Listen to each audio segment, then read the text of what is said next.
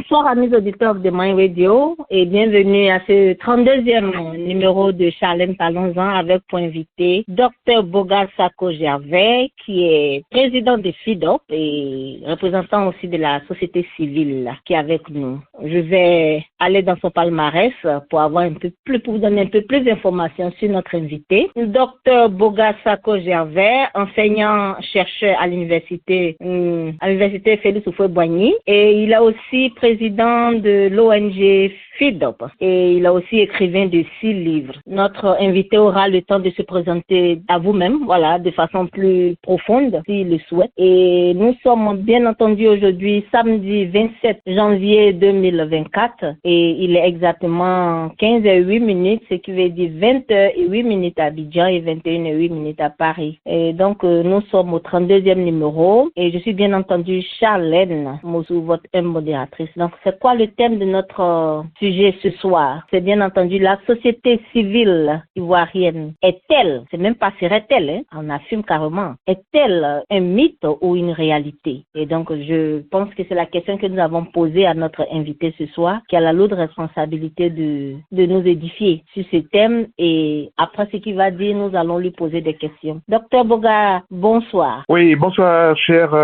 Marlène. Bonsoir, chers auditeurs. Et puis, je salue tous les amis de cette radio qui me reçoivent pour la première fois. C'est un plaisir et un honneur à la fois. Docteur Boga, voilà comment va se dérouler votre émission. Vous avez la lourde responsabilité d'exposer un tant soit peu sur votre thème qui dit la société civile ivoirienne est-elle un mythe ou une réalité? Vous allez exposer sur ce thème en 3, 2, 4, 5, 6, 7, 8 minutes, 10 minutes, 20 minutes, c'est votre temps. Et au sortir de ce que vous allez dire, nous allons commencer à construire l'émission. Est-ce que ça peut aller? Ça me convient parfaitement. D'accord. Bonsoir, docteur Boga, et vous avez le micro. Oui, je voudrais très sincèrement vous remercier. C'est les plateaux, que ce soit radio, télé, même de la presse écrite, j'en ai fait, mais chaque fois que j'ai l'occasion de participer pour la première fois à un plateau, c'est toujours un honneur et un plaisir. Je voudrais vous remercier et remercier tous les techniciens, et je vois que vous-même vous avez la main à la pâte et tout. Félicitations, bravo. C'est une fierté et j'ai l'occasion je l'ai fait avec nos amis, vos confrères de Afrique Média pendant une bonne dizaine d'années quand j'étais en exil, et je voudrais vous féliciter parce que c'est toujours difficile pour nous Africains d'avoir des médias à la disposition de la société civile, à la disposition des oppositions, parce que ceux qui sont au pouvoir caporalisent, empêchent la population de s'exprimer. Donc quand j'ai l'occasion d'être sur un plateau, surtout pour la première fois, je tiens à féliciter les initiateurs, et puis surtout en plus c'est une dame, bravo à vous et chapeau à vous. Effectivement, je vais parler de la société civile, mais dans la présentation qui a été faite, brièvement, je voudrais préciser un certain nombre de choses.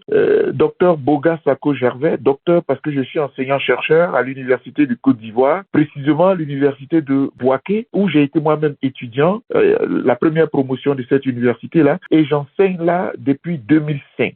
Mais en dehors de ce que je suis un acteur, donc je suis enseignant-chercheur, ma passion, c'est vraiment les droits de l'homme. Je précise que à la base, je suis pas juriste, je suis plutôt littéraire, professeur de littérature occidentale française. Mais depuis que je suis étudiant en 94, j'ai eu une passion pour les droits de l'homme parce que je n'aime pas les injustices, je n'aime pas les plus forts qui piétinent les plus faibles, donc j'ai dû m'engager, et depuis étudiant. Et donc, chère madame, cela fait 30 ans que je suis dans ce domaine-là, de 94 en 2024, ça fait 30 ans précisément que je milite pour les droits de l'homme. Et donc, principalement dans la société civile. J'ai fait plusieurs organisations en Côte d'Ivoire. Pour ceux qui connaissent, la Ligue ivoirienne des droits de l'homme, c'était ma première organisation. J'y ai passé 10 ans en étant même le président de la section Lido de Bouaké, depuis que j'étais étudiant là-bas. Après la Ligue ivoirienne des droits de l'homme, j'ai fait l'APDH, Action pour la protection des droits de l'homme, toujours en Côte d'Ivoire. Là, j'ai été le président national. Pour la Lido, j'étais le président de Bouaké avec un président national qui s'appelait Martin Bleou, professeur Martin Bleou, qui était président national,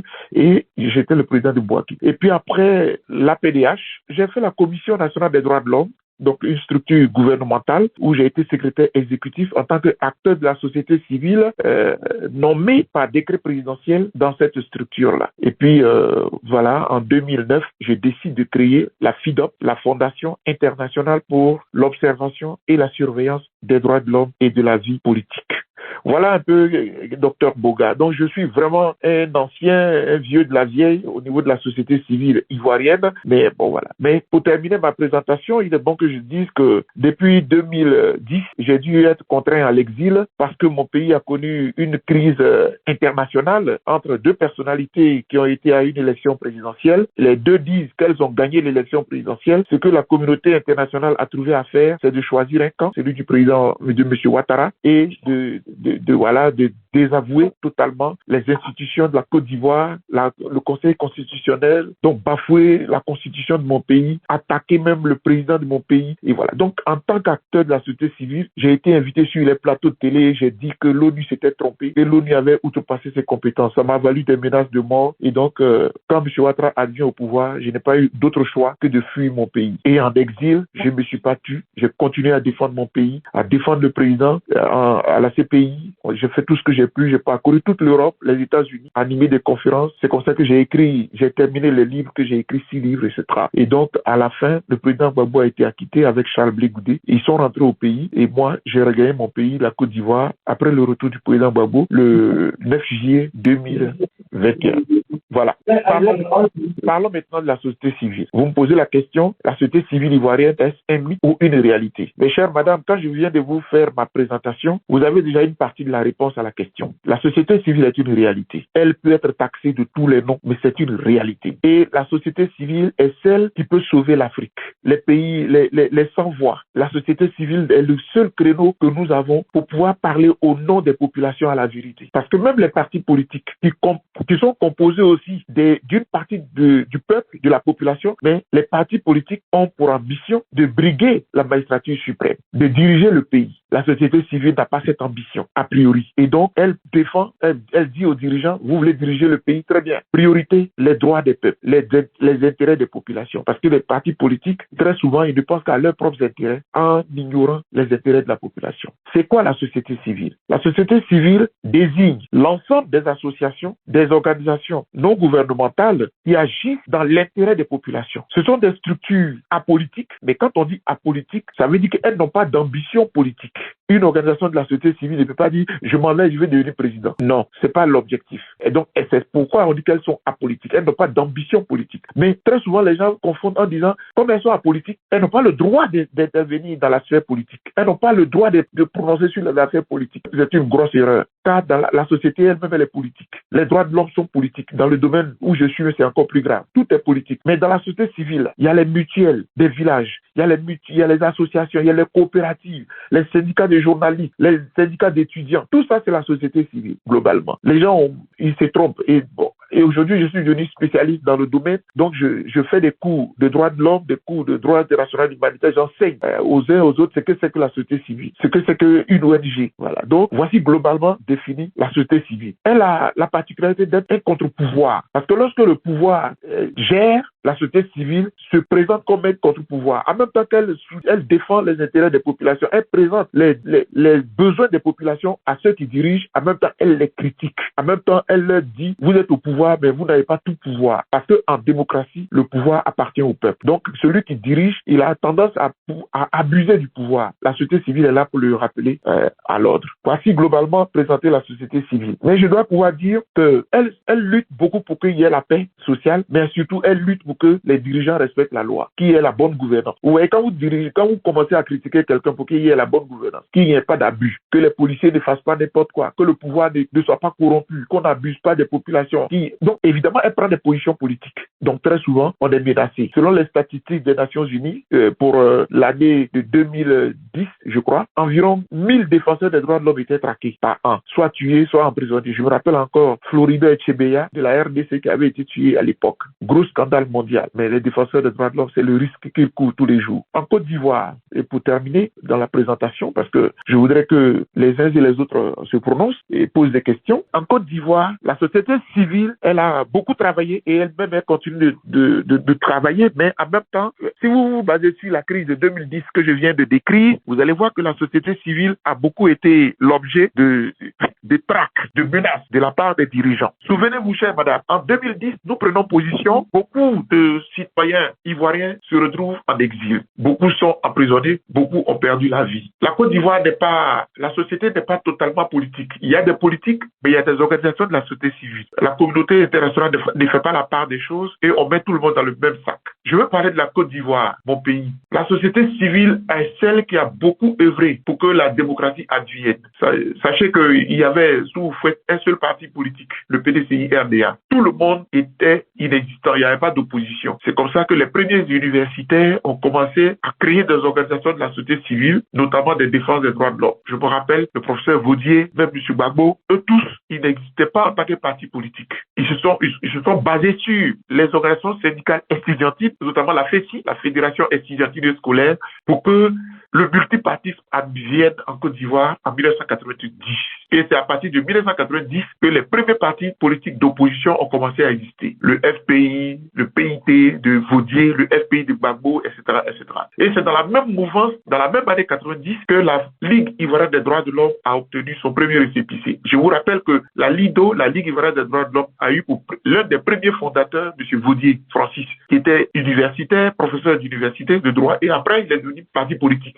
Et la structure a existé. Tout ça pour vous dire quoi? Pour vous dire que la barrière des partis politiques et de la société civile a toujours été difficile dans le monde et même en Côte d'Ivoire, cela a été le cas. Maintenant, je vais totalement terminer pour dire que prenons le cas maintenant, j'ai fait un peu l'historique, maintenant prenons l'actualité et puis on va passer aux questions. Le pouvoir Ouattara et la société civile. Un drame. Un drame parce que, comme je dis, je vais parler actualité. Nous sommes rentrés d'exil en 2021, mais pendant que nous n'étions pas là, la Côte d'Ivoire a existé. Et pendant ce temps, moi quand je reviens d'exil, je tombe sur une loi que la Côte d'Ivoire a votée, mais sous inspiration d'un projet des Nations Unies. En 1998, les Nations Unies ayant constaté que les défenseurs des droits de l'homme, donc les acteurs de la société civile, sont menacés dans leur propre pays, l'ONU a adopté une déclaration qu'on appelle la déclaration pour les défenseurs des droits de l'homme. Et donc, à travers ce texte, l'ONU protège tous ceux qui promeuvent, tous ceux qui se battent pour que les droits de l'homme soient respectés. Parce que les droits de l'homme, là, ce sont les droits que l'État doit aux populations. Droit à la santé. Donc,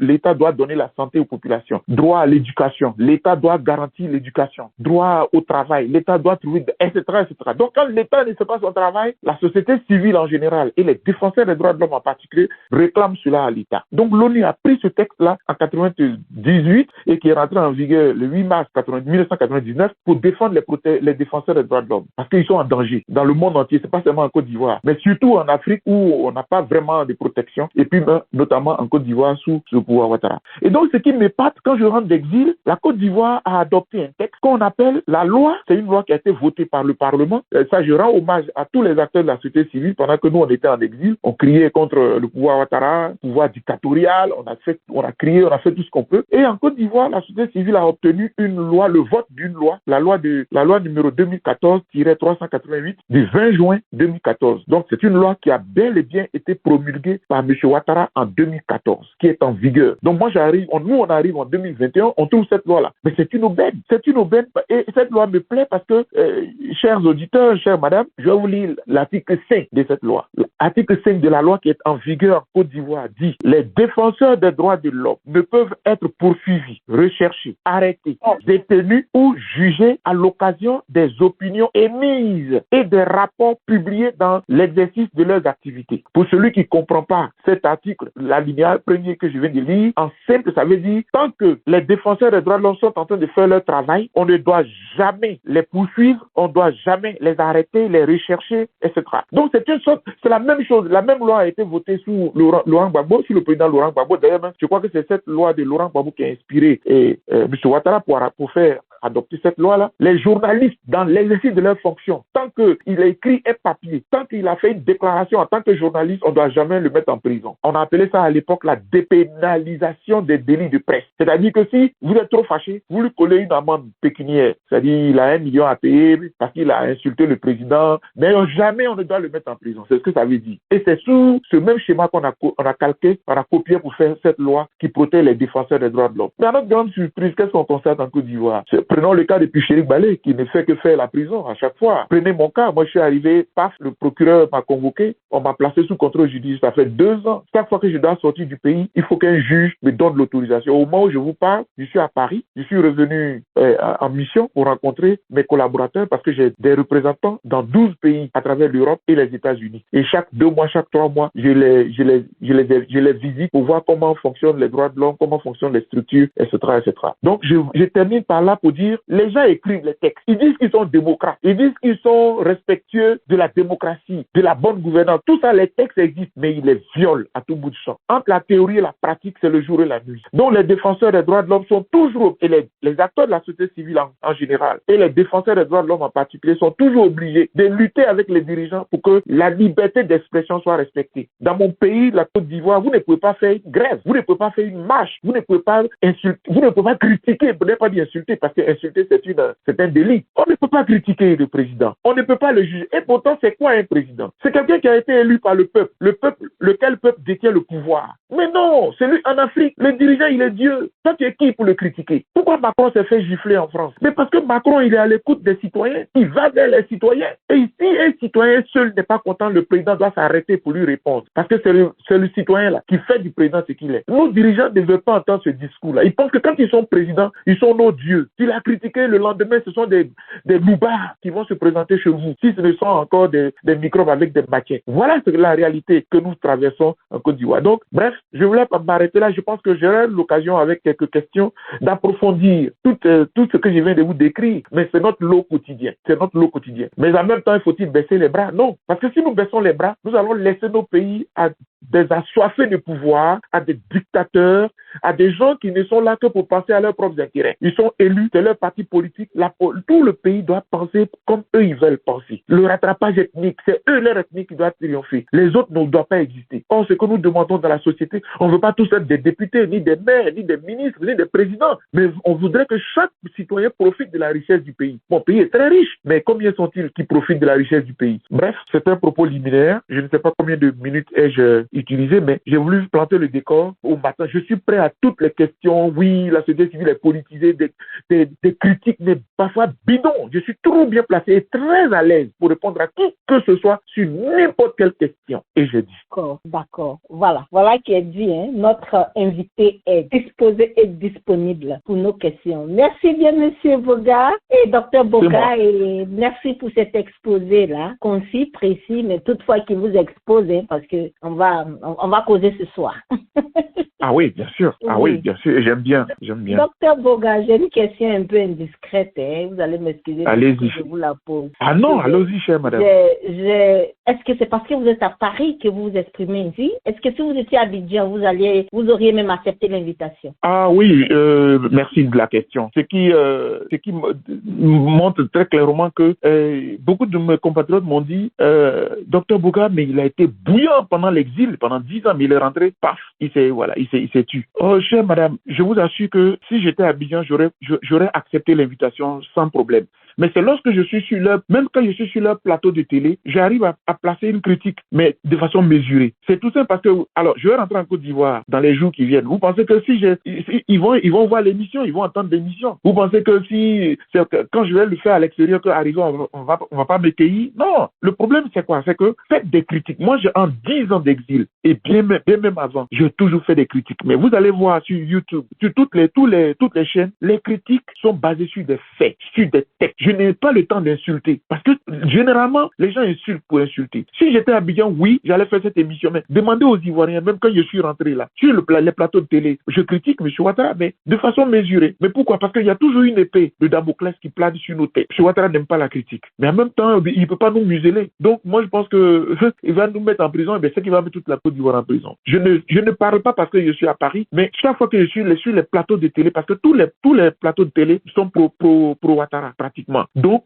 néanmoins, ceux qui me suivent, chaque fois que vous pouvez visiter encore, allez-y, vous pouvez visiter. On me dit, oui, vous étiez en exil, vous avez dit que Ouattara était dictateur, maintenant vous êtes au pays. J'ai dit oui, je l'ai dit et je leur ai dit, tant que je n'ai pas la liberté d'expression, oui, c'est le contexte. Mais en même temps, si vous voulez qu'on parle de réconciliation, je tenais aussi à le dire, parce que quand nous sommes rentrés d'exil avec le président Laurent Gbagbo et Blé Goudé, tout le monde s'est mis dans le contexte de la réconciliation, à commencer par le président Laurent Gbagbo lui-même. Écoutez, moi, je ne suis pas un politique, je suis de la société civile. Si toute la classe politique de l'opposition dit qu'elle fait le jeu de la réconciliation et que l'opposition même au Parlement a voté M. Bictogo, qui est du parti au pouvoir. Donc pourquoi voulez-vous que ce soit la société civile qui fasse le travail des politiciens? Les politiciens eux-mêmes ils disent qu'ils sont d'accord pour la réconciliation. Et le master de la société civile, pourquoi voulez-vous que lui, il soit plus royaliste que les opposants, qui ne brigue pas la magistrature suprême en tant que société civile? Eux-mêmes ils sont dans le pouvoir, eux-mêmes ils sont au Parlement, ils sont d'accord avec Ouattara.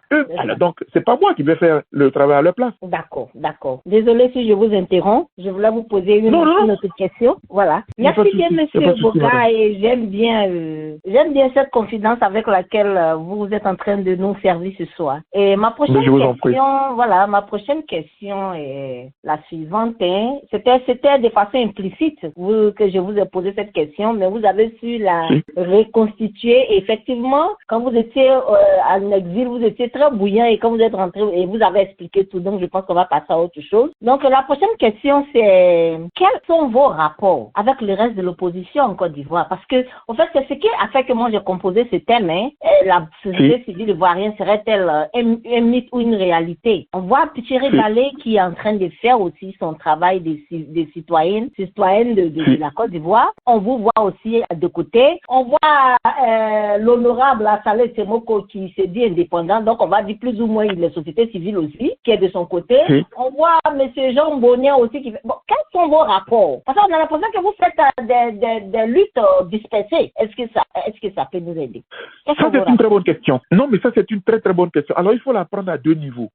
J'aimerais bien la prendre sous l'angle de la société civile. Les acteurs de la société civile ne pourraient-ils pas se mettre ensemble, créer un forum qui soit percutant? Et puis maintenant, de l'autre côté, il faut voir l'opposition politique. Parce qu'à la vérité, ce sont deux entités différentes. Ce n'est pas parce que les opposants politiques ne sont pas unis, ne parlent pas le même langage au niveau de l'opposition, que la société civile, elle aussi, devrait pouvoir les imiter en se dispersant. Donc, moi, je ne répondrai pas, mais je peux critiquer. Et je le fais très souvent. Au niveau des partis politiques, c'est dommage. C'est dommage qu'il n'y a pas d'unicité de langage, notamment de l'opposition. C'est vraiment dommage. On avait pensé, quand on était en exil, en défendant le président Laurent Gbagbo et Charles Blé Goudé, on avait pensé que le retour du président allait être un socle pour unir la société, l'opposition politique. Parce que tenez-vous bien, chère madame, quand on est société civile et qu'on est défenseur des droits de l'homme, on veut qu'il y ait la démocratie dans le pays. On veut que, donc, s'il y a un dictateur, évidemment, nous vous disons que le dictateur soit changé par quelqu'un qui est démocrate. Donc, évidemment, il y a des accointances entre les discours de la société civile et les discours politiques par moment, notamment de l'opposition par moment. Bon, malheureusement, au niveau politique, les partis politiques n'ont pas réussi. Aujourd'hui, ils sont dispersés, ils sont désunis, et donc ça ne fait que arranger le pouvoir ça ne fait qu'arranger le pouvoir. Mais maintenant, au niveau de la société civile, pourquoi? Mais j'ai constaté,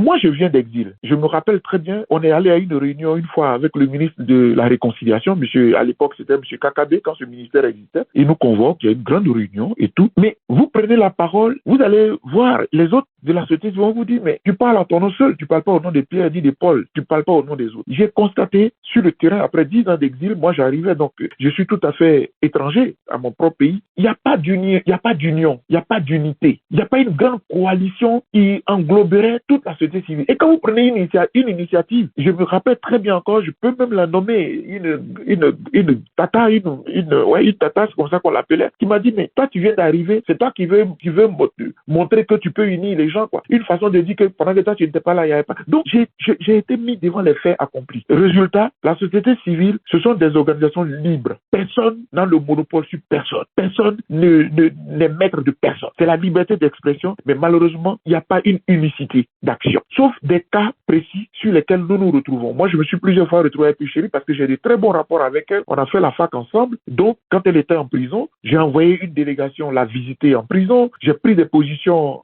pour pour qu'elle sorte de prison, etc. Bon, parfois, on peut avoir des divergences de point de vue précis, mais après, on se retrouve. Donc, votre question est pertinente, mais malheureusement, je n'ai pas la solution. C'est une question d'ego, une question de leadership. Les gens, voilà, parce qu'on pense que si tu prends le leadership, peut-être que ça peut, voilà. Oh, bon, voilà. Donc, on est resté dans ça, malheureusement. Voilà. Donc, je pense que notre société civile souffre du même syndrome que les politiciens. Parce que les politiciens aussi, on ne sait pas, parce que, ok, on va se mettre ensemble. Et puis, qui sera président? C'est ça notre problème, n'est-ce pas? Voilà. C'est ça. Donc, voilà.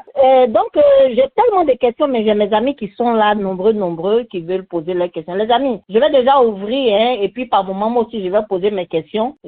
Voilà, comme c'est une émission d'une heure, on va. Donc, vous avez tellement dit, puis chérie Balé, vous avez attiré son esprit. Elle est là il y a longtemps. Maman, ouvre ton micro. Vas-y. Voilà. Ok. Bonjour, docteur Boga. Oui, bonjour, cher ami, chérie. Voilà. Bonjour à tous les auteurs. Charlène, bonjour. Je voudrais féliciter le docteur Boga pour son exposé. Vraiment, il a été sans langue de bois. Et nous autres, c'est ce qu'on aime. Il a dit la vérité sur toute la ligne. Je voudrais juste insister sur 2 points et puis poser une question. Très bien. Le premier point, c'est que c'est vraiment important que les gens sachent que ce n'est pas parce qu'on est apolitique qu'on ne doit pas toucher aux questions politiques. Parce qu'il n'y a rien dans la société qui ne soit politique et ce sont les politiques qui décident pour nous tous. Et comme on est là pour critiquer leur gouvernance, il est tout à fait normal que nous parlions de politique. D'autant plus que la plupart des problèmes en Côte d'Ivoire sont liés à des problèmes politiques. Ça, c'était le premier point. Le second point, c'est d'insister sur le fait que nous ne sommes pas dans un état de droit. Ça, c'est vraiment très important. On viole la Constitution, on viole les lois, on prend des décisions sans tenir compte des impacts sur les populations. Et ça, c'est vraiment notre lot quotidien ici en Côte d'Ivoire. Et c'est pour cela que nous qui en parlons là, ceux qui ne comprennent rien à la société civile nous prennent pour des opposants. Ma question, c'est par rapport à la société civile. Vous l'avez dit, c'est vrai, elle est vraiment divisée. Malheureusement, il y a des problèmes d'ego. Mais là où on est arrivé, nous sommes dans une année préélectorale. Il serait important que, comme les opposants ont démissionné, que la société civile se fasse solidaire pour défendre certaines causes qui mériteraient d'être défendues. Et donc, je voudrais demander au docteur Boga si, à son retour, il serait favorable à participer à des initiatives de solidarité de la société civile, parce qu'il y a des initiatives qui sont en cours. Bon, comme il est là-bas, certainement qu'il n'est pas encore informé, mais nous pensons que c'est nécessaire. Donc, j'aimerais savoir s'il pense que c'est vraiment la solution et s'il serait prêt à participer à ce genre d'initiative. Voilà pour l'instant la question que je voudrais poser. Merci. Oh, merci. Merci. Je ne sais pas si Marlène, je réponds directement. Oui. Allez-y, docteur. Oui, allez-y, docteur. c'est très bien. Non. Mais merci, ma très chère chérie Edith Balé. C'est toujours un plaisir de se voir après tant d'années j'allais dire, de contact depuis la fac et tout ça. Mais chaque fois qu'on a l'occasion, tu peux le témoigner, hein, je te tutoie, parce que c'est toujours un plaisir, on rigole et tout. Et puis, on arrive à transcender nos petits détails des divergences voilà. Parce que notre société est malade. Et nous sommes des citoyens, j'allais dire contemporains. Qu'est-ce qu'on fait? Est-ce qu'on reste là, on regarde, on croise les bras? Parce que si on parle, on va nous taxer de politique. Donc, taisons-nous sur les violations des droits de l'homme, les violations des droits des populations, parce que si on parle, on va nous critiquer. Non, il faut voilà. Les gens critiqueront parce que nous sommes des acteurs. Acteurs, ça veut dire tu agis et les autres critiquent. Donc, je suis très, très content de la question qui a été posée, du constat que tu fais et de la question qui a été posée. Je pense que les grands esprits se parlent, en fait. Les grands esprits se parlent. On n'a pas eu besoin de se concerter, mais avant que je ne vienne ici, ça fait au moins 2 à 3 mois que on est en train de travailler sur des initiatives aussi. Je pense que c'est très, très intéressant qu'à mon retour d'Europe, on puisse se retrouver et puis en parler. La dernière fois que tu es passé, après ta deuxième sortie de prison, on avait dit qu'on se retrouverait. Et donc, je pense que peut-être c'est le moment qui est en train d'arriver. Sinon, effectivement, avec des amis, tout à l'heure, c'est Charlène, je crois, qui parlait de Assalé Timoko et ça. Oui, nous sommes dans de très bons termes, par exemple, avec ce monsieur qui est indépendant. Je puis confirmer que effectivement, c'est un vrai indépendant. C'est le seul député indépendant de notre Parlement, par exemple. Voilà. Et en tant qu'on a observé l'élection des municipales et des régionales, j'ai été aussi Yatia Saleh, c'est la croix et la bannière pour qu'il soit réélu, mais c'est extraordinaire. C'est pour cela que nous avons organisé une cérémonie pour le recevoir, pour comprendre comment il a fait. Est-ce que, par son exemple, la société civile peut prendre ce schéma-là et puis se frayer une voie pour faire mentir les politiques de l'opposition qui n'arrivent pas à se transcender. Donc oui, ma très chère Puchéry, je te réponds là pour dire que toutes les initiatives, je suis tout à fait disposé et je viendrai, c'est moi qui prends l'engagement de t'appeler quand je rentre pour que nous puissions en débattre et puis qu'on puisse et partager les initiatives pourvu que la Côte d'Ivoire gagne. La Côte d'Ivoire qui n'est pas politique, qui n'est pas organisée politiquement, mais qui a envie aussi de liberté d'expression, voilà, et de défense de leurs intérêts. Oui, c'est possible. D'accord. Merci bien, Monsieur Boga. Je pense que la haine avec laquelle je voulais vraiment vous bombarder ce soir a pris un coup, quoi. Vraiment. Donc, je sais plus si l'émission est finie ou bien, bon, mais ça va aller. Parce que quand on demande si c'est un mythe ou une réalité, c'est parce qu'on ne voit pas cette coalition. Oui, monsieur Niali, je vais vous donner la parole tout à l'heure. On ne voyait pas cette coalition-là, ou bien cette unité des différents noms que j'ai cités. Mais comme vous avez dit, vous ne pourriez pas, vous n'avez pas la solution à ça, et chacun essaie de prendre des initiatives de son côté. Et Dieu merci, Puchéry Ballet, qui est l'une des représentantes phares de la société civile de la Côte d'Ivoire, qui subit vraiment le lourd tribut de sa liberté d'expression, est avec nous. Et si vous avez finalement, vous êtes entendu sur quelque chose, moi je ne sais plus quoi dire maintenant. Donc on vous regarde. Voilà. Donc on va. Non mais vous, oui, avant que le frère Niali, non mais ce que vous dites est tellement est réel. C'est pas que quand vous nous voyez même dans les réunions, il y a l'expression de bonnes intentions et tout. Et puis après les égos prennent le dessus. Mais lorsqu'on a un enjeu, c'est comme par exemple quand la question de la Constitution où elle a fait sa première prison, on veut changer notre Constitution qui fait un recul à la démocratie. Il y avait pratiquement personne pour élever de la voix. Moi j'étais en exil et je la voyais sur le terrain, il y avait pratiquement personne. Mais quand tu regardes ça, à un moment donné, elle a dû prendre ses responsabilités, ça lui a valu ce que ça a valu, mais en même temps, elle a osé. Donc je veux dire que parfois, à un moment donné, il faut oser. Comme elle l'a dit, on est en 2024, il nous reste 2025. On regarde les injustices. Tout le monde est condamné à 20 ans. Tout le monde a 20 ans. Ceux qui peuvent être des challengers, on fait quoi finalement? Est-ce qu'on reste là, on croise les bras et puis les gens vont faire 3e mandat, 4e mandat, 5e mandat et puis on est là? Non, à un moment donné, voilà. Donc je pense que sans qu'on entre dans le fond, je comprends très bien de quoi il s'agit, mais vraiment il faut oser. Et puis il faut avoir l'humilité de dire on le fait comme le président Gbagbo le disait à la CPI. Il disait nous sommes lancés dans la démocratie sans penser même qu'on en profiterait. Parce qu'eux, ils ont osé, ils se sont sacrifiés pour nous. Et Dieu merci, c'est arrivé à son temps où il a pu être président de la République. Mais ils l'ont fait pour le bien de la société ivoirienne. Je pense que quand on est leader d'opinion, il faut être altruiste. Il faut le faire pour la population. Il faut le faire pour la nation. Et puis si Dieu veut que tu en profites, tu en profiterais. Mais si tu penses que tu dois le faire pour que toi-même tu en profites, c'est de l'égoïsme un peu déguisé. Donc moi je suis tout à fait disposé pour ça. D'accord. Merci bien, Dr Boga. On va donner la parole à M. Ngali, qui est lui carrément un personnage politique. Il est du PPAC. Oui, je le connais bien. Allez, M. Ngali. Bonsoir Charline, bonsoir Dr Bogo, je vais cher frère ami. Oui, bonsoir. Bonsoir, cher frère. Voilà, c'est pas un secret, je connais le docteur Bouga Sako, je l'ai côtoyé, je l'ai fréquenté un peu.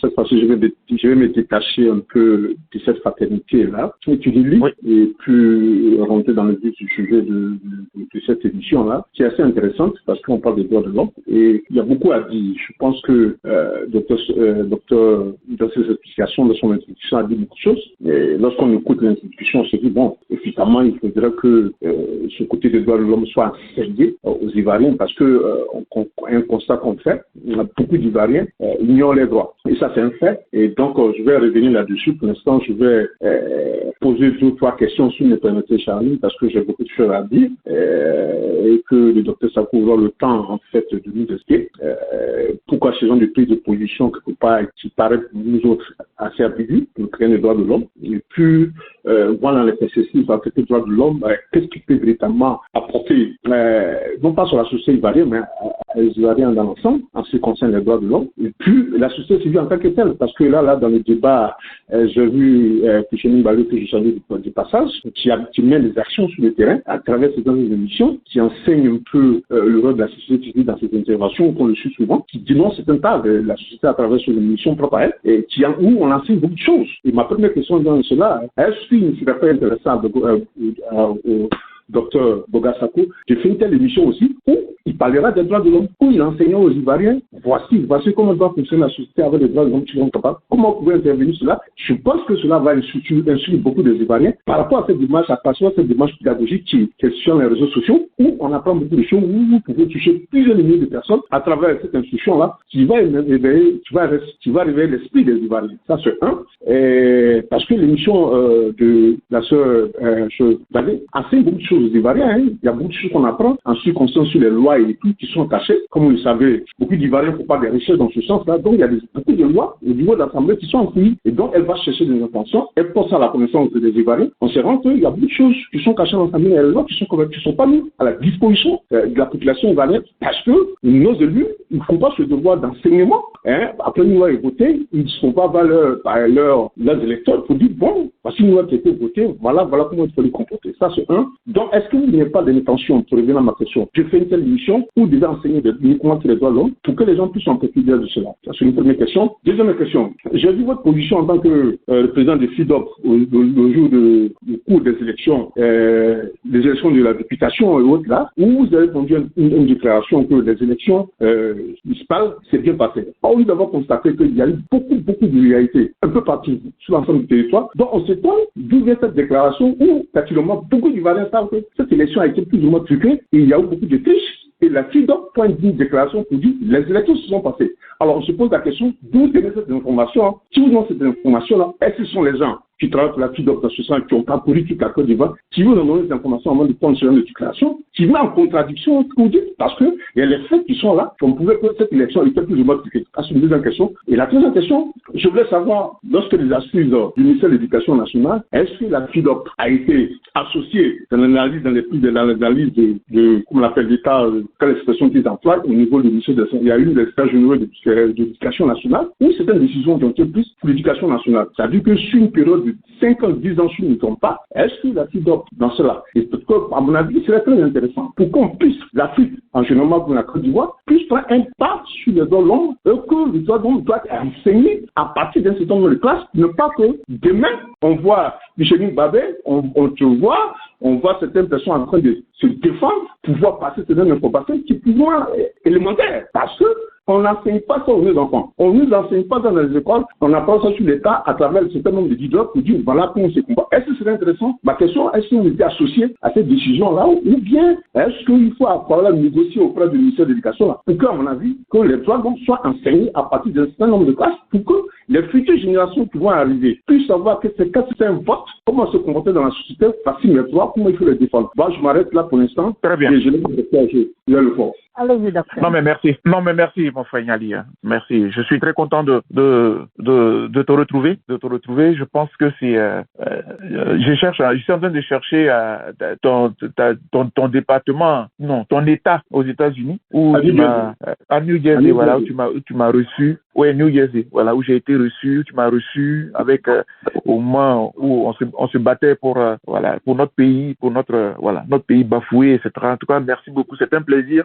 Si physiquement on se voit pas, mais grâce à Charlène et à cette émission, j'entends ta voix, je t'entends et ça me fait plaisir. Merci pour les 3 questions. Je vais commencer par la dernière. Est-ce que la FIDOP a été associée depuis pour que lors des états généraux de l'éducation, pour que la question des droits de l'homme soit enseignée? Comme dans ma présentation, je vous l'ai dit, ça fait une bonne 30aine d'années que je suis dans le domaine. Depuis que j'étais à la Lido, donc la première dizaine d'années, de 94 jusqu'en 2005, et on avait un gros projet à cette époque-là, c'était de nous battre pour que, en Côte d'Ivoire, les droits de l'homme soient enseignés à l'école. Parce qu'au fond, la question des droits de l'homme, c'est même pas une question de niveau universitaire, etc. Ce sont les droits de tout citoyen. Et quand la population connaît ses droits, les dirigeants font attention. Pour le moment, beaucoup de nos populations sont analphabètes, donc les pouvoirs en profitent. Ils ne connaissent pas encore, nos populations ne connaissent pas leurs droits. Donc, à l'époque, avec les Bléou, Denis Segui, Vaudier et tous ces gens-là, le projet, c'était de faire en sorte qu'à l'école, ça soit enseigné. Je puis vous dire, cher ami Niali, que revenu d'exil, ça fait partie des éléments que j'ai trouvés aussi sur le terrain. D'abord, avant qu'on ne parte en exil, on avait déjà créé la Commission nationale des droits de l'homme qui a œuvré dans ce sens. Et aujourd'hui, dans les classes du primaire, il y a une séquence où, dans l'enseignement, il y a quelques informations sur les droits de l'homme. Ils ont commencé à en parler dans les classes du primaire. Je peux le témoigner, je peux le confirmer, parce qu'en plus, je connais la présidente actuelle du Conseil national des droits de l'homme, Madame Namizata. Donc, je crois que tout ça, c'est à l'heure actuelle. Donc, oui, les droits de l'homme ont commencé à être enseignés. Et là-dessus, sur toujours cette question, je veux dire que c'est pas parce que la FIDOP n'a pas particulièrement été invitée et que la société civile n'a pas été présente. Vous savez que la société civile, elle est plurielle. Elle n'est pas composée seulement que des organisations de défense des droits de l'homme. Il y a les syndicats d'enseignants. Il y a les syndicats les profs, le personnel. Tous ces gens-là font partie de la société civile. Donc non, la FIDOP n'a pas été associée. D'ailleurs, son président est rentré d'exil il y a seulement 2 ans. Mais entre-temps, du travail a été fait. Et donc, ce volet a été certainement pris en compte. Ils ont commencé à enseigner. Et on continue. Ça embraye sur la question précédente. La question de les émissions que mon ami et sœur Pichéric Balé initie pour éduquer. C'est très intéressant. Vous savez, la société civile, elle est complémentaire. C'est pas parce que je ne suis pas ici que les droits des enfants, les droits des femmes violées, la lutte contre l'excision, c'est plusieurs compartiments. Il y a les associations qui luttent pour le genre, pour qu'il y ait l'égalité des chances des femmes dans les postes politiques, dans l'engagement politique. Tout ça, c'est la société civile. Donc, c'est pas parce que la FIDOP, Fondation des droits de l'homme, n'est pas présente que les choses ne se font pas. Si je ne suis pas présent, si je ne fais pas d'émission télé pour faire l'éducation civique sur les lois, sur la cherté de la vie, mais ce que Pichéric Balé fait partie de la société civile. Donc, c'est une certaine complémentarité. Là où moi j'embraye sur les questions typiques de droits de l'homme, des questions spécifiques de droits des citoyens, mais elle peut ne pas intervenir à ce niveau précis, mais elle intervient sur un autre. Donc c'est tout ça là que demain, quand Pichéric et moi, avec la présidente des femmes juristes de Côte d'Ivoire, nous avons animé tout dernièrement une activité ensemble, il y a peut-être 2 mois, si ma mémoire est bonne, à l'ambassade des États-Unis d'Amérique. On a été invités à 3 à animer un panel. Chacun est intervenu. Et la somme de nos interventions là a représenté la société civile. Parce que le thème que les Américains voulaient que nous débattions, c'est la contribution de la société civile ivoirienne dans la réconciliation. Et nous avons fait 3 exposés. On ne s'est pas concerté, mais au finish, les 3 exposés ont montré un visage de façon complémentaire de la société civile ivoirienne dans sa globalité. Donc je veux dire à mon ami Niali que quand il y a une action qui est posée dans l'intérêt de la population, si Dr Boga n'est pas là, mais que Pichéric Balé est là, on se complète. On n'est pas en guerre, on n'est pas en opposition, on est en complémentarité. Chacun a un volet qui peut aborder. Si nous sommes 3 ensemble, ça va être encore plus fort certainement. C'est que c'est l'objet aussi de l'intervention de Pichéric Balé. Vous dites que peut-être ensemble, on sera encore plus percutant. Mais même si je ne suis pas présent, que elle est intervenue. Si elle n'est pas présente, que je suis intervenu, c'est la société ivoirienne qui gagne. C'est la société civile qui aura fait son travail. Maintenant, après avoir répondu sur ces 2 questions-là, la dernière préoccupation, c'est on a vu que la FIDOP a sorti un rapport et vous avez dit que les élections se sont bien déroulées. C'est pas vrai. Malheureusement, vous n'avez pas peut-être vu le rapport. Le rapport était clair, il était précis. Avant qu'un acteur de la société civile, principalement et particulièrement un défenseur des droits de l'homme, ne prenne la parole, il prend la parole sur la base des faits, sur la base d'une enquête. Ici, il y a une élection qui se déroule, les municipales et les régionales. La FIDOP a envoyé 300 observateurs sur le terrain. Les 300 observateurs, là, ils étaient éparpillés dans tout le pays.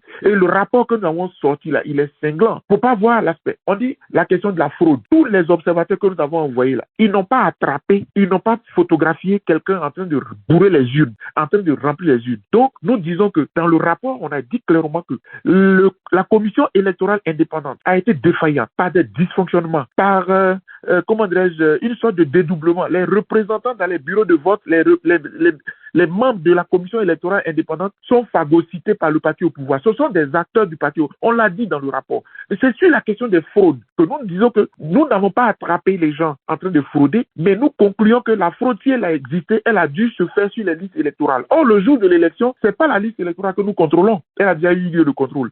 Et dans le rapport, nous avons même fait appel à ce que, par exemple, Maître Touré Abiba, au nom du PPACI, qui est votre parti, avait fait déjà, avant même l'élection, des rapports pour dire que la liste électorale là n'est pas fiable. Elle l'avait dit. Donc, si la liste électorale elle est déjà truffée d'incorrections ou de bourrage de noms de personnes qui n'avaient pas le droit d'être, mais le jour de l'élection là, quand vous arrivez là, c'est pas ce travail-là que vous faites. Ce travail était déjà fait. Et qu'est-ce que les partis politiques ont fait pour que la liste électorale soit dépoussiérée avant l'élection? Si ce travail n'a pas été fait le jour de l'élection, nous ne venons que pour observer est-ce que les gens ont voté, est-ce qu'il y a eu des violences, est-ce qu'il y a eu des bourrages d'urnes, est-ce que les gens qui étaient sur la liste électorale ont voté? Oui, mais c'est que le vote était déjà truqué en amont. Et en amont, vous l'avez bien relevé, mais vous n'en avez rien fait. C'est-à-dire, vous n'avez pas fait en sorte que les irrégularités que vous avez constatées. Si vous prenez le rapport que Maître Abiba Touré avait produit, qui est une amie que je salue au passage, mais c'était édifiant. Des personnes âgées de 100 ans et plus, qui sont sur la liste, etc. Et après, qu'est-ce qu'on a fait? Mais rien n'a été fait. Et les gens sont allés voter. Bon, comment voulez-vous que le jour du vote, ce soit les observateurs qui viennent dire, ah oui, la liste électorale est... Non, nous, on n'a pas accès à la liste électorale. Bref, c'était la question la plus pertinente parce qu'elle nous était adressée. Nous avons observé les élections. Observer une élection, cher ami, en 30 ans, moi-même, j'ai été observateur des élections formé par le directeur des élections du Québec. Donc, je suis bien placé pour le dire. Le jour de l'élection, vous faites comme une photographie. Vous observez. Si vous avez vu des bourreurs durs, si vous avez vu des cas, vous le dites. Auquel cas, s'il n'y a rien eu, vous dites que dans nos observations, ce point-là précis au niveau de la fraude, on n'en a pas vu. Et on le dit, c'est en toute honnêteté. Ça ne veut pas dire que les gens n'ont pas triché. Mais s'ils ont triché, c'était certainement avant. Sur les listes électorales notamment. Voilà. Mais docteur, je voulais rebondir rapidement sur cette histoire des tricheries. Je vous en prie. Et tout ce qui est passé sur les réseaux sociaux, toutes ces vidéos qu'on a vues, des candidats qui ont été agressés, bon, c'est minime, oui. Ça compte pas? Oui, non, le rapport l'a révélé. On a parlé des cas où les personnes ont été agressées, notamment à Guitry. Ça, on a évoqué, on a interpellé le procureur de la République. Non, les cas, en fait, c'est comme Signal dit, c'est sur un cas précis où la question de la fraude. Même après nous avons rencontré Madame Gbagbo, qui est présidente du MGC, le mouvement des générations capables, qui m'a reçu. On lui a déposé le rapport sur la question de la fraude. Elle est même revenue là-dessus. Ah oui, ici, dans tel endroit, il y a eu des gens, bourradieux et tout. Bon, si l'observateur n'a pas vu, il ne peut pas le noter. Mais sinon, ce que vous dites, j'aurais bien aimé que le frère Niali lise le rapport. Il a été rendu public, mais évidemment, on ne peut pas forcément voir tout. On l'a dit, là où il y a eu des agressions, là il y a eu des bagarres, des choses comme ça, on l'a dit. Même à Trècheville, il y a eu même un monsieur qui a été soupçonné il avait il avait des cartes d'électeurs, près de 300 cartes d'électeurs. Il a été arrêté. On a évoqué plusieurs cas, mais évidemment, on ne peut pas tout dire et puis bon, voilà. Donc, notre rapport, il a été fiable sur la base de ce que nous avons vu le jour de l'élection. Les parties où il y a eu des agressions, on l'a noté, on l'a signifié. Donc, chère madame, il n'y a rien à négliger. Et la conclusion du rapport a été de dire quoi? Parce qu'il faut tenir compte aussi du rapport. La conclusion de notre rapport, c'est de dire à l'État du Côte d'Ivoire, à M. Ouattara, si vous ne changez pas la commission électorale indépendante là, dans l'état actuel, si vous la gardez que vous allez à l'élection présidentielle, vous allez recommencer à une crise post-électorale bis. On l'a dit, ça a été notre conclusion. D'accord, voilà qui est bien dit. Merci bien, M. Boga. M. Niali, je suppose que vous êtes satisfait, mais on va passer à une autre question. Oui, Charlie, je pense que, comme en fait, c'est vrai, dans le rapport, il y avait beaucoup de détails, mais c'était la conclusion officielle donnée. C'est ça qui, en fait, moi, je tire du rapport, parce que, bien que dans les détails là, mais le verdict donné par la FIDOC était que, dans l'ensemble, tout s'est bien passé. Et c'est ça qui fait le choc. Donc, mais ce détail qui a été cité par le docteur Boga Sakou n'est pas revenu. Non, c'est pas tout à fait vrai. C'est pas dire que tout s'est bien passé. Non, c'est pas ça la conclusion. Si tu as le rapport, tu peux vérifier. Oui, c'est pas ça la conclusion, que tout s'est bien passé. On dit qu'il n'y a pas eu de mort, il n'y a pas eu de blessés graves. Par exemple, pour un pays qui est habitué à des crises électorales où il y a eu 3000 morts, quand on partait à cette élection, c'était les objectifs que nous nous sommes fixés. De faire en sorte que quiconque, voilà. Donc, c'est la conclusion générale. La conclusion générale, c'est celle-là que je viens de vous donner. La CEI a été défaillante. Et parce que l'élection de 2023 là, l'objectif pour nous, c'est comment sera 2025. Parce que le plus important là, c'est 2025. Et donc, dans les mêmes conditions, si nous partons dans les mêmes conditions, nous aurons, mais c'est pas ça la conclusion. La conclusion finale, c'était changer la CEI. Voilà. Je laisse la parole aux autres, j'ai d'autres questions, mais je vais venir après. C'est ça. Merci pour votre coopération. Je vais revenir à vous, M. Niali. Fermez votre micro à votre niveau. On va donner ici la parole à une mémé aussi qui a beaucoup bataillé au niveau de la partie civile. Voilà, elle a pris un peu sa retraite, mais elle est là sur le côté. Mémé Dandilou. Mémé Dandilou, votre micro est ouvert. Oui, bonsoir, bonsoir. Bonsoir. Oh là là, quel plaisir de retrouver ma chère Dandilou. Enchanté, je suis très content. Merci. Je suis heureuse de t'entendre sur notre radio et puis surtout t'entendre parler de la société civile. Bien sûr que tu as pris vers l'an 2010, mais nous autres, on était déjà sur le terrain en tant qu'élément de la société civile à partir de 99-2000 jusqu'à... Voilà. Tu as dit beaucoup de choses, mais beaucoup de choses restent. Et ce qui m'amène déjà à penser, à compléter ce que tu as commencé. Pardonnez-moi, je le tutoie parce que on se connaît, donc tu sais de quoi je parle. Voilà. La société civile ivoirienne a des difficultés actuellement, mais à notre temps, c'était un peu plus facile parce qu'on était plus ou moins unis. Puis à l'époque, d'ailleurs, on avait créé la société civile sous-régionale à travers le WANEP. On a créé le FOSCAO. On était vraiment efficace. Mais à un moment donné, pour diverses raisons, que j'aurai l'occasion de développer pour compléter tout ce que Maître Docteur Boga vient de dire. Donc, voilà un peu ce que je peux dire. Sinon, bravo surtout à Pulchéry, parce que quand j'entends cette jeune dame, elle est seule. À l'époque, nous étions épaulés. Moi, souvenez-vous que j'intervenais dans le domaine de la prévention des conflits par rapport à ce que j'ai vécu au Rwanda. Et il fallait vraiment éviter que cela arrive. Donc, je ne cesserai de le répéter que les Ivoiriens me doivent la paix. Pour ce faire d'ailleurs, dès la mi-2024, je serai en Côte d'Ivoire pour les élections, pour les pré-campagnes déjà. Par exemple, à Oumé, pas parce que c'est chez moi, mais c'est une zone à risque. À chaque étape de l'extérieur, il y a des actions à mener dans tout l'Ouest. Donc, je serai là-bas. Le président Gbagbo me doit la paix. Le président Ouattara me doit la paix. Malheureusement, Guy Robert et Bédier ont fui. Mais les deux là doivent me rendre la paix. Je vais leur réclamer. C'est un dû. Donc, voilà ce que j'ai à dire. Mémé a parlé. Voilà.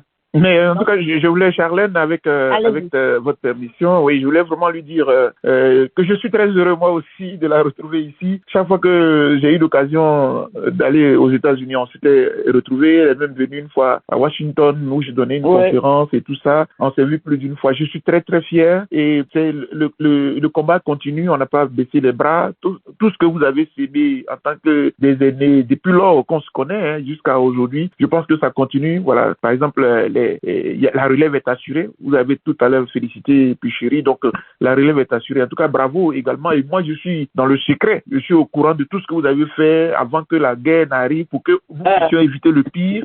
Malheureusement, vous n'avez pas été suivi ni par Gueye à l'époque, ni par le président Gbagbo même, à qui vous avez donné beaucoup de conseils aussi, etc., etc. Mais bref, je pense qu'aujourd'hui, on est en train de recoller les morceaux pour que la Côte d'Ivoire continue de vivre et de vivre dans la paix. En tout cas, bravo et félicitations pour tout ce que vous avez fait. Nous, on nous décore pas, hein. Nous sommes dans la société civile, personne ne vient nous décorer. Donc, quand nous avons l'occasion, il faut qu'on se félicite. Donc, voilà.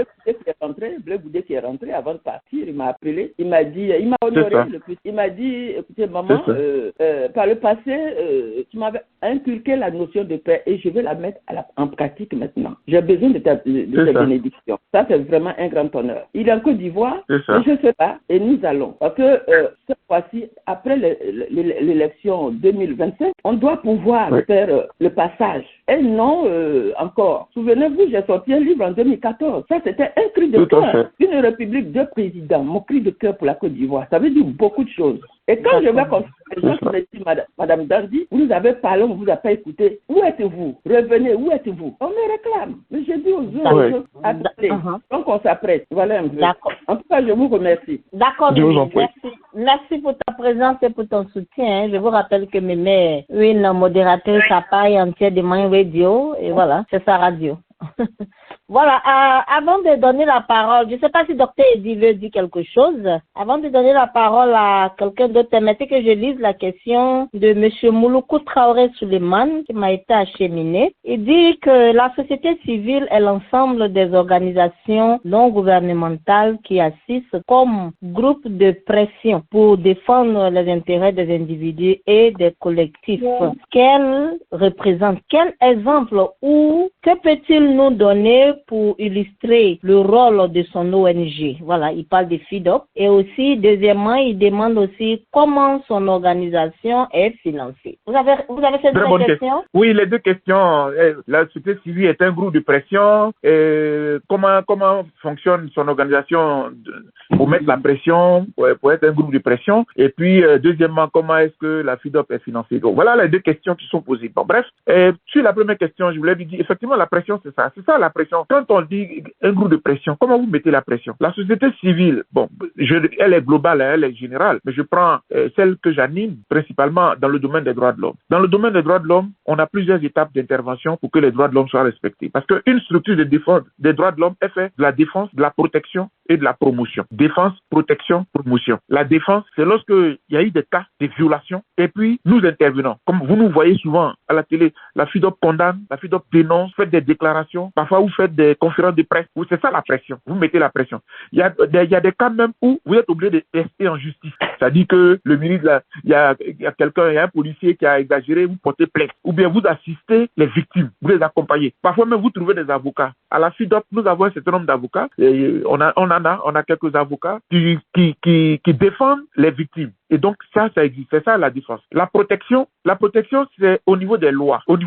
Parce que c'est la loi qui protège. Dans un état de droit, c'est pas le policier qui te protège. C'est pas le gendarme. C'est la loi. Et donc, c'est le juge qui est derrière, qui est censé dire la loi, dire le droit. Voilà. Donc, nous, les défenseurs des droits de l'homme, veillent à ce que la loi soit respectée. Quand je vous ai cité tout à l'heure la loi de 2014, une belle loi existe. Pourquoi, malgré cette loi-là, nous sommes traqués? Pourquoi nous sommes sous contrôle judiciaire? Pourquoi? Alors que la loi est là. Donc, nous luttons pour qu'il y ait la protection des droits de l'homme, que les citoyens soient protégés par la loi. Et puis, il y a la question de la promotion. Voilà. Nous faisons, par exemple, tout à l'heure, Niali a posé la question, est-ce que vous ne pouvez pas faire des émissions? Voilà. Moi, chaque fois que je suis invité sur un plateau de télé, je fais de la promotion. Je suis obligé de faire de la pédagogie. Voilà. Pour expliquer comment fonctionne un état de droit. Chaque fois, vous ne verrez jamais Dr Boga à la télé s'il ne cite pas la Déclaration universelle des droits de l'homme, s'il ne cite pas les textes internationaux. Tout à l'heure, je vous ai dit que la protection des défenseurs des droits de l'homme, c'est l'ONU qui a pris une déclaration pour protéger les défenseurs des droits de l'homme et a demandé à chaque pays de prendre des lois, d'où la loi de Côte d'Ivoire de 2014, du 20 juin 2014. Donc, on fait de la promotion, on fait de la protection, on fait de la défense. Voilà un peu comment nous travaillons à tous les niveaux. Voilà. Et donc, je veux dire à mon ami que nous sommes un groupe de pression, nous mettons la pression. Voilà. Parfois même, vous trouvez des défenseurs des droits de l'homme qui font même des grèves. On encourage les populations à faire grève. Nous accompagnons les victimes à réclamer leurs droits. C'est ça notre rôle, un groupe de pression. Voilà. Mais on ne peut pas remplacer, je le dis toujours pour que ce soit clair dans vos esprits, on ne peut pas remplacer les partis politiques qui veulent diriger et s'ils dorment, ne pensez pas que ce soit la société civile qui aille libérer le pays. Si vous-même vous n'agissez pas, vous ne bougez pas. Voilà. Parce que c'est vous qui voulez diriger. Si vous êtes là et que vous êtes dans des accords, vous dites, bon, voilà, au Parlement, vous votez votre opposant qui est au pouvoir. Lui, il est déjà au pouvoir. Même sans votre vote, il est majoritaire, il sera élu. Pourquoi vous allez le voter? Souvent, c'est facile de critiquer la société civile, mais vous ne vous mettez pas en cause. Vous ne vous remettez pas en cause. Je parle des politiques en général. Je parle de toute l'opposition qui a voté M. Bictogo. Je parle de toute l'opposition qui dit que Ouattara est en train de faire un troisième mandat, mais qui n'a pas trouvé l'occasion de refuser d'aller au Parlement. Parce que pour eux, non, quand on est au Parlement, c'est pas le pouvoir de Ouattara, mais vous voulez, mais c'est du trompe-l'œil. C'est le même pouvoir-là qui vous paye, c'est le même pouvoir-là qui vous contrôle, c'est le même pouvoir-là qui vous gère. Donc, bref, c'est facile de critiquer la société civile. Mais la société civile, elle fait son travail. Et maintenant, je vais embrayer sur la dernière question. On dit comment vous êtes financé. Les partis d'opposition en Côte d'Ivoire, là, depuis que le président Gbagbo a été président en Côte d'Ivoire, sont payés par l'État de Côte d'Ivoire. Pourquoi les partis politiques sont payés et puis la société civile n'est pas payée, n'est pas subventionnée? Pourquoi? Allez-y au Canada, la société civile est financée. Allez-y aux États-Unis, allez-y en France. Toutes les organisations de la société civile fonctionnent grâce aux subventions. Pourquoi l'État de Côte d'Ivoire ne subventionne pas? Prenez la FIDOP. Moi, je suis enseignant à l'université. Tous les étudiants sont stagiaires à la FIDOP. Ils viennent faire des stages. Quand ils ont les Master 2, mes étudiants là, ils viennent faire leur stage. Et c'est un tremplin avant d'aller sur le marché du travail, avant d'aller dans un cabinet. Parce que c'est difficile d'avoir un cabinet qui emploie. Donc, la société civile participe à la vie de la nation. Pourquoi elle ne bénéficie pas des subventions? Et puis, les partis politiques sont payés par l'argent des populations. Et ce sont les mêmes partis politiques qui déchirent le pays. Parce qu'ils veulent devenir président. Ils déchirent le pays. Ils brisent le pays. Et c'est la société civile qui se promène pour parler de paix. Pourquoi elle n'est pas financée? Donc, la question du financement reste. Et aujourd'hui, c'est notre combat. On a une loi qui va sortir, qui est dans les standing blocks, qui doit prendre en compte la question du financement des organisations de la société civile. Parce que si vous financez les partis politiques qui se font la guerre et qui entraînent la guerre, pourquoi vous ne financez pas aussi la société civile? Mon cher ami, la société civile, la FIDOP, elle n'a pas de subvention, elle ne bénéficie de rien de la part de l'État de Côte d'Ivoire. C'est moi qui suis le président fondateur et je l'assume. Pour que je rentre d'exil, ce sont mes représentants qui se sont cotisés pour payer mon billet d'avion, pour ma prise en charge les 2 premiers mois, le temps que j'aille demander à l'État de Côte d'Ivoire en tant que fonctionnaire qu'on me réengage. Normalement, on devait me payer les 10 années d'exil. Parce que les 10 années là, ça a été sous contrainte. J'ai failli être tué. Et je connais des gens qui sont revenus d'exil à qui on a payé leurs 10 années d'arriéré. Donc, souvent, c'est malheureux quand vous voyez ça. On est obligé de se cotiser pour payer les sièges, pour exister. Est-ce que Docteur Boga, sans vous interrompre, est-ce que c'est pas fait exprès pour mieux créer la division entre les populations? Parce que si on paye d'autres et on ne paye pas d'autres, est-ce que c'est pas un moyen de distraire la lutte? Non, mais chère madame, Charlène, je vais vous édifier. Quand je suis revenu d'exil, on m'a coopté pour participer au dialogue politique. Le dialogue politique, c'est un forum lorsqu'il y a des blocages politiques et on n'arrive pas à organiser des élections. Donc, dans le dialogue politique, la phase 5 qui s'est déroulée en Côte d'Ivoire, de décembre 2022 à mars 2023, j'y ai participé. Pour que les grandes questions soient mises sur la table et que nous puissions proposer des solutions. Il m'a été donné de constater, on m'a pas raconté, j'y ai participé. La classe politique est unanime quand il s'agit de ses intérêts. Dans les recommandations finales, ils ont mis que ça fait 2 ans, M. Ouattara ne paye pas les partis politiques, il faut qu'on paye. Mais quand il a s'agit de la société civile, personne pour en parler. Donc, la conclusion, c'est quoi? C'est que la classe politique, et là je globalise, qu'elle soit au pouvoir ou qu'elle soit dans l'opposition, elle est solidaire quand il s'agit de faire prévaloir la politique sur le social. L'exemple concret, chère madame, c'est la commission électorale indépendante. Depuis 2016, c'est sous Gbagbo, 2006, 2007, elle a été mise en place avec la rébellion. C'est là qu'avant d'aller à l'élection de 2010, ils ont mis la pression sur le président Gbagbo pour créer la CEI. La société civile a dit, et ça je l'ai écrit dans un de mes livres, a dit non, comme vous êtes en compétition, laissez la commission électorale à la société civile. Si vous voulez trouver un leader de la société civile, un chef traditionnel, même un prêtre ou un imam, mettez à la terre. On a fait ça à la RDC. Le président de la commission électorale, c'était un prêtre. Mais vous quittez dans la commission électorale. Ou bien alors, si vous y êtes, soyez des observateurs pour voir comment ça se déroule. Mais ne dirigez pas la commission électorale. Toute la classe politique a dit non. Hier, c'était sous le président Gbagbo. Il a dit non, la société civile n'a rien à voir. C'est une affaire politique. Laissez ça aux politiques. Voici le résultat. Donc, eux-mêmes, ils sont candidats et puis ils veulent contrôler la commission électorale. Donc, en fait, pour être sûr de gagner, le président veut toujours contrôler. Il n'y a eu que le président Gbagbo qui n'avait pas le choix. Donc, l'opposition était majoritaire dans la propre commission électorale sous le président Laurent Gbagbo. Mais pour nous, et ça c'est notre discours qui ne s'agira pas, les politiciens n'ont pas leur place à la commission électorale. Il faut qu'ils soient en compétition sous l'arbitrage de quelqu'un qui est la société civile. On l'a dit 1000 fois. Ils sont solidaires là-dessus. Le pouvoir Ouattara comme l'opposition, ils sont d'accord là-dessus et ça ne bouge pas. Et après, quand ils se battent maintenant pour dire qui a gagné, qui contrôle, etc., ils veulent que nous on vienne trancher. Mais si toute l'opposition disait à M. Ouattara, confions la société civile, la commission électorale à la société civile, ou bien à quelqu'un qui n'a pas d'ambition politique, etc., il y a longtemps que M. Ouattara allait le faire. Mais hier, sous Gbagbo, on n'a pas obtenu. Aujourd'hui, encore sous Ouattara, on n'est pas prêt de l'obtenir. Parce que les gens, ils sont là, ils veulent contrôler la CEI. Et puis, vous voulez qu'on fasse quoi? D'accord. Merci bien, Dr Boga. Quand vous dites que si on avait comme si les gens avaient décidé ça, M. Ouattara allait le faire, je ne sais pas sur quoi vous comptez pour dire ça. Je pense que c'est votre opinion. Mais madame, j'ai des amis, un certain nombre d'universitaires qui considèrent que la politique c'est un rapport de force. En face de M. Ouattara, il n'y a rien. Vous voulez obtenir quoi? Qu'est-ce qu'on peut obtenir? En face de lui, c'est-à-dire quand il prend une décision, il n'est même pas respectueux de la loi, de la Constitution. Mais en face, il n'y a personne. Parce que la société civile, elle est fébrile. La société civile n'a pas de militants, elle n'a que des membres. Des membres même qui parfois même sont engagés même politiquement, mais qui ont leur parti politique même. Je suis très bien placé en 30 ans, j'ai fait l'expérience. Les gens sont là, ils défendent les droits de l'homme, mais tu ne peux pas les empêcher d'avoir leur leader politique. C'est leur droit. Parce que la société civile n'a pas d'ambition. Donc, si quelqu'un est RDR, ou bien il est PPACI, ou bien il est MGC, et puis il veut défendre les droits de l'homme, au nom de quoi tu vas lui dire non? Ça, c'est pas, voilà. D'accord. Mais les partis politiques ont des militants. Donc, la pression, pour qu'il y ait l'équilibre en face de celui qui gouverne, il faut qu'il y ait une force qui dit la CEI, il faut qu'elle soit réformée. Ok. Voilà. Donc, M. Boga, j'ai 2 dernières questions pour vous et les amis. C'est fini pour ce soir. Hein. On a dépassé carrément le temps imparti. M. Boga, est-ce que, en tant que membre de la société civile, que pensez-vous de ce qui est en train de se passer autour de la Côte d'Ivoire, au Niger, au Mali, au Burkina? Quelle est votre position en tant que membre de la société civile ivoirienne? Que pensez-vous de cette politique-là? Et la dernière question sera, est-ce que vous pensez que une telle solution pourrait regarder la Côte d'Ivoire? Allez-y. Très bien. Merci beaucoup, chère madame. Je vais donner une définition, je vais donner 2 réponses. Il y a la réponse du citoyen ivoirien, de l'intellectuel africain, panafricain même. Et puis je vais vous donner la réponse du principe des droits de l'homme. Mais je commencerai par ce qui est facile, par le principe des droits de l'homme. Chère madame, par principe, toute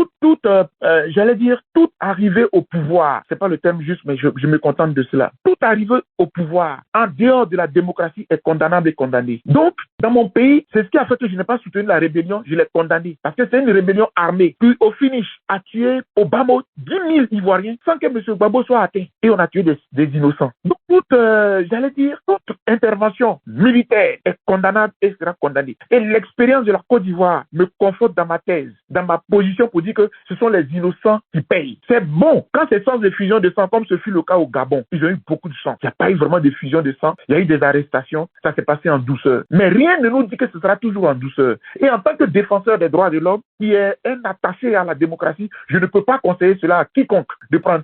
Je l'ai dit à M. Guillaume Soro quand nous nous sommes rencontrés à Paris, vers la fin de notre exil, les 19 et 20 septembre 2020. Nous sommes rencontrés avant l'élection présidentielle, le 3e mandat de Ouattara. Parce que Guillaume Soro nous a rejoint dans la résistance à Ouattara, bien qu'il a travaillé avec lui. Et je lui ai dit qu'il s'agit de prise des armes, je condamnerai toujours. C'est le principe. Mais alors, pourquoi les cas du Mali, du Burkina, etc., sont du fait de nos dirigeants qui ne veulent pas respecter nos constitutions? Chère madame, quand j'ai fini avec le principe du défenseur des droits de l'homme, je prends maintenant ma posture du panafricain et même je parle à nos dirigeants. Parfois, ce sont eux qui encouragent les putschistes et les putschistes. Ce sont eux. Si vous ne nous laissez pas le choix, vous refusez l'alternance au pouvoir. La constitution dit 2 mandats. Vous en faites plus. Quel choix vous donnez aux populations? Quand on n'a même plus d'opposition, ils sont capables objectivement de défendre les intérêts des populations. Quel choix vous donnez à la jeunesse? Quel choix vous nous donnez? Que voulez-vous qu'on fasse? Ce sont eux qui ont provoqué l'arrivée au pouvoir encore que le cas du Mali est très édifiant. Le pays a été bloqué pendant 6 mois. Il n'y a pas eu de CEDEAO. Il n'y a pas eu d'Union africaine. Il n'y a même pas eu de communauté internationale. Chaque fois, l'imam dit qu'on criait les vendredis. Le pays était paralysé. Sous Ibeka, personne n'a bougé. Mais au final, les militaires ont pris leurs responsabilités. Ah, ce sont des putschistes. Oui, mais il ne s'agit pas. Qu'est-ce que vous faites pour prévenir les putsch? Vous ne faites rien. Vous ne faites rien. Bref, chère madame, hier, je n'ai pas accepté qu'on dise qu'il y a des coups d'État qui font la passe à la démocratie. Moi, en tant que défenseur des droits de l'homme, une vie humaine qu'on périt à cause d'un pouvoir, je considère que c'est une violation des droits de l'homme. Mais je dois pouvoir dire en toute honnêteté que la façon de diriger nos pays par nos dirigeants qui ne veulent pas partir, qui font 50 ans au pouvoir, qui veulent mourir au pouvoir, qui font autant de mandats au-delà de ce qui est prévu par les constitutions, ils sont aussi responsables de ce qui arrive. Et pour éviter cela, pour parler de la Côte d'Ivoire, quand il y a eu j'étais sur le plateau de télé, j'étais devant M. Diarra Souba sur NCI, excusez-moi de citer vos confrères de NCI, et je l'ai dit, si vous ne faites rien, la CEDEAO condamne, on punit les Nigériens, on punit le peuple nigérien. Mais qu'est-ce qu'il a fait le peuple nigérien? Qu'est-ce qu'il a fait le peuple nigérien? Le problème de fond, c'est la France-Afrique. À partir de quand vous allez arrêter les combines avec la France-Afrique? On est indépendant. Qu'est-ce que l'armée française fait dans mon pays? Quand vous parlez de ça, on dit non,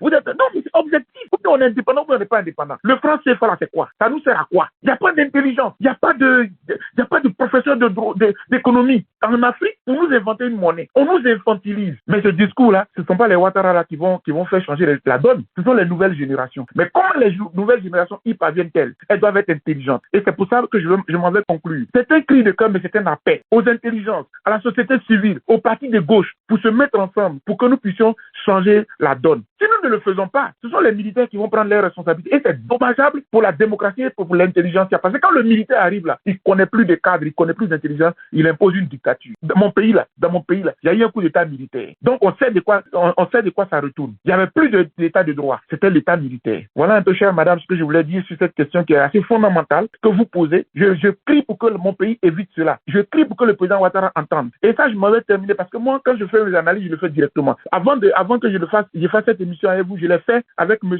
Joël Nguessan. Pour ceux qui sont en Côte d'Ivoire, ils connaissent M. Joël Nguessan, ancien ministre de M. Ouattara. J'étais sur la radio RT France avec lui avant l'ouverture de la CAN. La dernière question qui nous a été posée, c'était de dire, est-ce que cette CAN qui s'organise là ne favorise pas le 4e mandat de M. Ouattara? Joël Nguessan a sauté sur l'occasion, mais il fait du bon travail, il a fait des routes et tout ça. Ma conclusion, et ça va être ma conclusion ici encore. Si le président Ouattara pense qu'il a suffisamment donné à la Côte d'Ivoire, il profite de la CAN là pour se retirer. Je l'ai dit et je le répète. S'il veut rentrer dans l'histoire un peu, qu'il profite de l'aura que la CAN lui a donné de réunir les Ivoiriens, de réunir l'Afrique pour sortir grandement. Parce que hier, il nous avait dit que Kon Koulibaly qu'il a choisi est décédé, il n'avait pas le choix. Et Macron a osé dire que c'était un cas de force majeure. Aujourd'hui, il n'y a pas de cas de force majeure. Il a tout donné à l'Afrique, à la Côte d'Ivoire, ce qu'il pouvait faire, il l'a fait. Moi, je pense que c'est suffisant pour qu'il sorte de façon honorable. Sinon, autant le 3e mandat a fait 100 morts, je ne sais pas combien de morts encore il y aura pour le 4e mandat. Parce que je ne peux pas accepter que M. Gbagbo ne soit pas sur la liste électorale, que Bédié soit maintenant décédé et que M. Ouattara remplit encore pour un 4e mandat sous prétexte que c'est le 2e mandat de la 3e République. Voilà, et je l'ai dit. D'accord. Voilà qui est dit. J'allais vous demander un mot sur la CAN. Je ne sais pas si vous voulez vous arrêter sur ces mots-là ou bien vous voulez vraiment donner un mot sur la CAN d'un point de vue footballistique. Je viens me signaler. Non, mais la CAN, je pense que c'est une fierté de la Côte d'Ivoire, hein, parce que de toute façon, qu'on le veuille ou pas, c'est notre argent qui a été utilisé à faire des ponts, à faire des stades, à organiser. Et puis les Ivoiriens sont fiers de recevoir leurs frères venus d'ailleurs. Vous voyez sur le terrain là, je ne vois même pas RHDP, je ne vois pas PDCI, je vois l'Ivoirien qui est fier. Et l'hospitalité, c'est pas Ouattara qui nous l'a montré, c'est dans notre ADN. C'est nos ancêtres, nos dévanciers, nos pionniers qui ont bâti ce pays, nous l'ont mis à cœur. Donc, nous, on est toujours fiers de recevoir un étranger. Et je pense que cette canne-là montre à Loisy, à qui veut connaître l'Ivoirien, comment nous sommes. C'est vraiment pas, voilà. C'est même pas, depuis Houphouët-Boigny en 84, on a organisé la première canne. C'est toujours le même schéma. Les Ivoiriens sont fiers. Mais, qu'on sache que dans ce pays-là, on n'a pas d'assurance maladie. Qu'on sache que dans ce pays-là, l'Ivoirien ne vit pas à sa faim. Dans ce pays où on organise une si belle canne-là, il y a des enfants qui vont même pas à l'école. Aller dans le nord, il y a des classes du primaire qui ne sont même pas bâties encore dans cette belle Côte d'Ivoire-là. Et je pense que c'est pas la beauté de la canne qui va nous faire oublier cela. Quand la canne va finir là, nous allons revenir aux réalités, parce que l'une des réalités, c'est que la Cour des comptes de l'État de Côte d'Ivoire a dit que les cartes d'identité et puis les passeports là, l'argent là, on ne sait pas où c'est rentré. Le problème est là, il est en veilleuse. J'espère qu'après la canne, on va y revenir. Voilà. D'accord. Merci bien, M. Boga. M. Niali, oui, rapidement, en 30 secondes. Oui. Bon, je pense qu'on est vers la fin de l'émission, ou bien je voulais. Oui, c'est la fin. On a déjà pris son mot de fin. Oui. Oh, vous avez déjà pris son mot de fin, parce que il y a une question qui tourne l'esprit que je voulais poser à maître, au docteur Boga Sako. Finalement, en l'écoutant, on sait qu'il y a beaucoup à faire au niveau de la société civile. Hein. Alors, est-ce que, comme c'est Fidop qui est à l'honneur pour cette émission-là, est-ce que le constat que je fais, j'ai vu que Fidop a produit plein de déclarations en ce qui concerne l'atteinte aux droits de l'homme. Est-ce que, finalement, là, est-ce qu'il n'y a pas d'autres actions à prendre pour faire une veille de conscience de la politique pour dire, bon, écoutez, il y a tellement de violations des droits de l'homme, il faudrait qu'on change. Est-ce que FIDOP va-t-il continuer, ou FIDOP avec les autres associations vont trouver d'autres modèles pour faire parler, pour faire entendre, pour dire que nos gouvernants arrêtent à un moment donné pour que les droits des citoyens-là soient respectés. Alors, c'est ma question que je pose au docteur Boga Sako. Est-ce qu'il va toujours continuer à prendre des déclarations, ou bien il va chercher une autre stratégie avec ses collègues ou d'autres personnes pour faire entendre la voix de la société civile? Je vous remercie. Merci, M. Niali. Voilà, c'est terminé. Terminé avec cette question, docteur Boga, oui. Et c'est fini pour ce soir. Oui, non, mais je veux rendre la question beaucoup plus explicite pour ceux qui ne l'auraient pas comprise, en quelque quelques mots, est-ce que la FIDOP va rester sur le domaine des déclarations, et plutôt que de faire quoi? Qu'est-ce qui reste en dehors des déclarations? Voilà. Et ce que je vous dis là, c'est pas moi qui ai inventé la société civile, c'est pas moi qui ai inventé les méthodes et les stratégies de fonctionnement de la société civile, que ce soit aux États-Unis, que ce soit au Canada, que ce soit en Europe, etc. Maintenant, il y a parfois, quand on pense à mai 68, et parfois il y a des étapes, il y a des moments, il y a des carrefours de la vie où la société civile passe à d'autres étapes. On se rappelle le mouvement contre le racisme avec Martin Luther King. Voilà, c'est pas pour rien qu'on lui a donné le prix Nobel de la paix en 64. Donc il y a des fois où il y a des soulèvements populaires, etc. Voilà. Mais ça, c'est un contexte général, c'est un contexte dans lequel tout le monde participe. Voilà. Lorsque nous sommes devant des situations de blocage, vous vous rappelez très bien la désobéissance civile.